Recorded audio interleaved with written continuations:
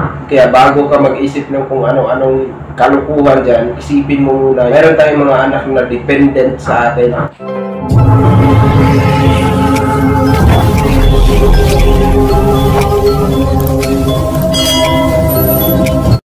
What is up yung mga bay? Welcome again dito sa ating channel. In this video, I would like to talk about being a parent, no? O isang magulang. Alam niyo, napaka-challenging talaga ng role ng isang magulang. Kasi katulad ko, may mga anak na ako. Isa sa part na pinakamasakit para sa magulang, of course, ay yung, alam mo yung nasasaktan na yung mga mahal mo sa buhay. Pero you cannot do anything about it.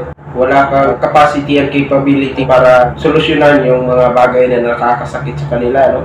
Parang yun yung pinakadagok sa atin mga magulang. Tayo kasing mga magulang or majority ng mga magulang, priority talaga yung mga anak na natin, no? Di baling saka yung para sa atin sa sarili natin, basta masiguro na yung pag-ailagan ng mga anak natin.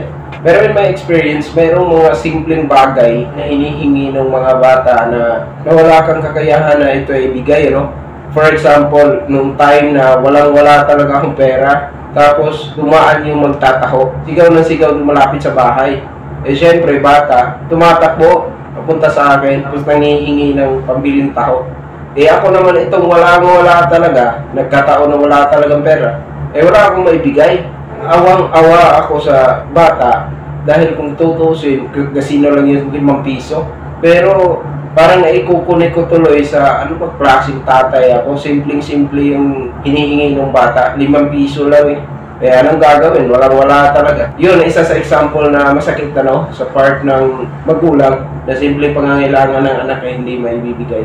At mayroon pa akong experience one time, nasa labas yung buong pamilya, no? Tapos naglalakad papunta doon sa sakayan ng tricycle, pauwi na sa bahay.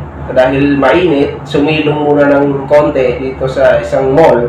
Tapos may Jollibee sa Bukana, no? Doon sa Jollibee, may mga kumakain sa loob. Tapos nakikita lang naman yun, di ba? Kasi salamin naman yung pinaka-wallings ng store. So, ang bata, habang nakatingin dun sa loob ng mga taong kumakain, natatakam yung bata, yung anak ko. Just to imagine kung gaano kasakit sa feeling yung natatakam yung bata, pero hindi ko wala akong kakayahan na bilhan ito, no? Dahil walang pera. So, yun lang iilan sa mga example na tayong mga magulang, dapat talaga tayong magsikap.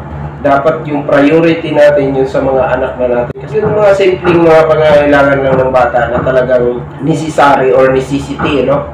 So, ang purpose ng video ito talaga is to remind sa mga parents, mayroon tayong mga anak na dependent sa atin.